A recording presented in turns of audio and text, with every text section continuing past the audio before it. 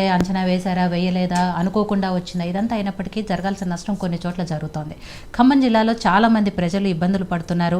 ఒక్క మంత్రి కూడా మా వైపు తిరిగి చూడట్లేదు అని పొద్దున్న నుంచి చాలామంది మీడియా ముందుకు వచ్చి మాట్లాడుతున్నారు.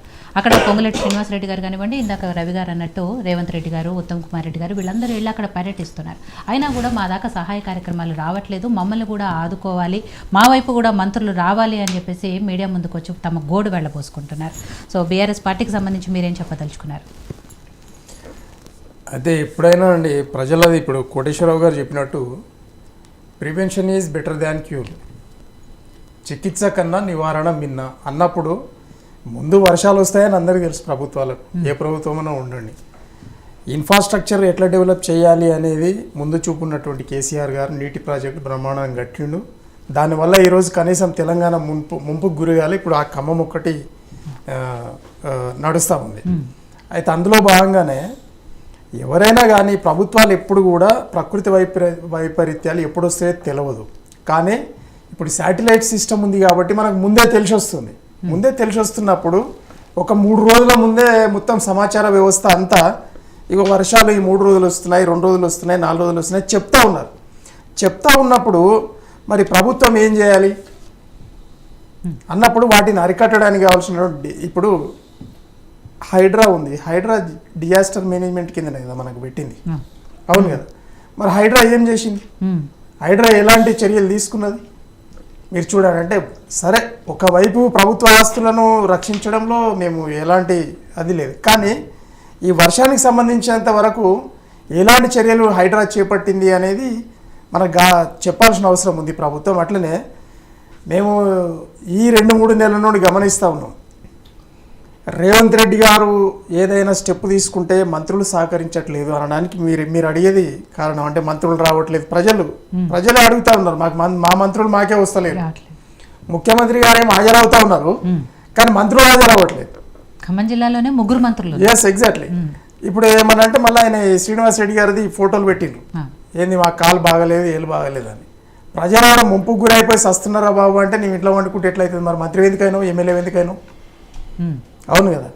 అన్నప్పుడు ఇట్లా సరే సందర్భంలో ఇప్పుడు మన సోదరులు చెప్పినట్టు ఈ సందర్భం అది కాదుగా, మనం ఆరోపణలు చేసుకోవడం సందర్భం కాదు కాబట్టి ప్రజలను ఆదుకునేది ముఖ్యం. కాబట్టి ప్రతిపక్షాలు కానీ మరి విపక్షాలు కానీ లేదా పరిపాలక పక్షం కానీ అందరూ కూడా ప్రజల మేలు కోరి ఈ సందర్భంలో అందరూ కూడా ఆదుకునే పరిస్థితులలో ఉండాలి అని చెప్పి మేము అంటా ఉన్నాం. అయితే డిజాస్టర్ అనేది ఒక రకంగా ప్రకృతి పరంగా డిజాస్టర్, రెండు డిజాస్టర్లు జరిగాయి ఇక్కడ గమనించాలి మనం. డిజాస్టర్ అనేది మనం దాదాపు ఈ నెల రోజుల నుండి మాట్లాడుతూనే ఉన్నాం.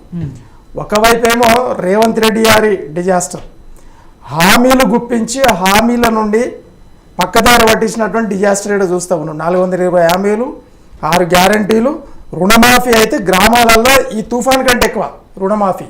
ఈరోజు లక్ష రూపాయలు కట్టాల్సిన వాళ్ళు మిత్తి కట్టంది మేము డబ్బులు ఇవ్వమంటూ ఫస్ట్ పాయింట్. మా అధికార ప్రతినిధి గారు కాంగ్రెస్ గారు ముఖ్యమంత్రి గారికి చెప్పాలి ఈ విషయాలు, ఎందుకంటే మేము రీసెర్చ్ చేసి చెప్తున్నాం, ముచ్చట చెప్పట్లేదు. 1,50,000 ఇచ్చే వాళ్ళకు మిత్తి కడితేనే మేము ఆ డబ్బులు ఇస్తాం. 2 లక్షల పైచలకు 2,50,000 3 లక్షలు తీసుకున్న వాళ్ళు మీరు 2 లక్షలకు తక్కిన మిత్తి కడితేనే మేము ఇస్తాం అనే పరిస్థితులు ఉన్నప్పుడు ఆ డబ్బు ప్రభుత్వ అకౌంట్లోనే ఉంటుంది. వీళ్ళు ఎప్పుడైతే మిత్తి కడితే అప్పుడు రిలీజ్ అవుతుంది అన్నప్పుడు మానవతా దృక్పథంతో ఇప్పుడు చూడండి, రైతులు ఒకవైపు ఏమో ప్రకృతి వైపరీత్యం, రెండో వైపు ఏమో ప్రభుత్వం సాయం చేస్తానని చెప్పి చేయని వైపరీత్యం. ఇక్కడ చూడండి అన్నప్పుడు మరి రైతు చావాలనా, ప్రజలు చావాలనా? మరి ప్రభుత్వం ఆదుకోకపోతే ఎలా? కాబట్టి ఇలాంటి ప్రజా సమస్యలను అంటే మీరు గాడిలో పెట్టకుండా, అభివృద్ధిని గాడిలో పెట్టకుండా, సమస్యలను మీరు పరిష్కరించకుండా ఈ రాజకీయాలు ముచ్చట్లే మాట్లాడుకుంటా ఢిల్లీకి 20 సార్లు టూర్ పోయొచ్చే ఏం చేసిండు తెలంగాణకు అనేది ప్రజలకు చెప్పాల్సిన అవసరం ఉంది రేవంత్ రెడ్డి గారు. సరే ఈరోజు ఖమ్మం వెళ్ళిండ్రు, చాలా సంతోషం ముఖ్యమంత్రి గారు. కాబట్టి మీరు ఒకవైపు రాజకీయాలు చేస్తూనే అభివృద్ధిని, తర్వాత అధికార గణాన్ని సక్రమంగా ప్రజల సమస్యల మీద దృష్టి పెట్టి వాళ్ళ సమస్యలను పరిష్కరించే విధంగా మీరు ఒకవైపు చేస్తూనే మీరు ఏమన్నా మాట్లాడండి. కానీ ఈ విధమైనటువంటి అందు గురించి ప్రతిదానికి కూడా మీరు ముందు వరుసలో ఉండండి. పరిపాలన మీ చేతికి ఇచ్చారు ప్రజలు, ముందు వరుసలో ఉండండి. మాకంటే ముందు వరుసలో అంటే ఎప్పుడు కూడా ప్రతిపక్షాలు క్వశ్చన్ చేసే పరిస్థితి లేకుండా ఎప్పుడైతే పరిపాలన చేయగలుగుతారో అప్పుడే మంచి ప్రభుత్వం అని అనగలుగుతుంది. కాబట్టి ఒకవేళ మేము కావాలని అబండాలు వేస్తే ప్రజలు ఒప్పరు కదా, ప్రజలే మమ్మల్ని తిరస్కరిస్తారు. అన్నప్పుడు మా రిక్వెస్ట్ ఏంది అని అంటే prevention is better than cure. అన్ని విషయాలలో ఆ విధంగానే ఉండండి, మీరు ప్రివెన్షన్లో ముందు వరుసలో ఉండని చెప్పి మేము సలహాలు ఇస్తాం అన్నమాట. సో రవి గారు, కోటేశ్వరరావు గారు చెప్పినట్టుగా వాతావరణ శాఖ ముందే హెచ్చరించినప్పటికీ ఎందుకు ప్రభుత్వము అంత అలర్ట్గా లేకుండా ఉండింది అనేది మీరే చెప్తున్నారు. ఒక ఖమ్మం జిల్లాలోనే ఇనుగుర్తులోనే 48.4 సెంటీమీటర్ల వర్షపాతం నమోదైందంటే ఆ స్థాయిలో వర్షపాతం వస్తున్నప్పుడు ఎందుకు ప్రభుత్వం ముందుగానే జాగ్రత్తలు చేపట్టలేదు? సో ప్రభుత్వం తీసుకున్నటువంటి చర్యల్లో అధికారులను ఎక్కడికక్కడ అప్రమత్తం చేసినా కూడా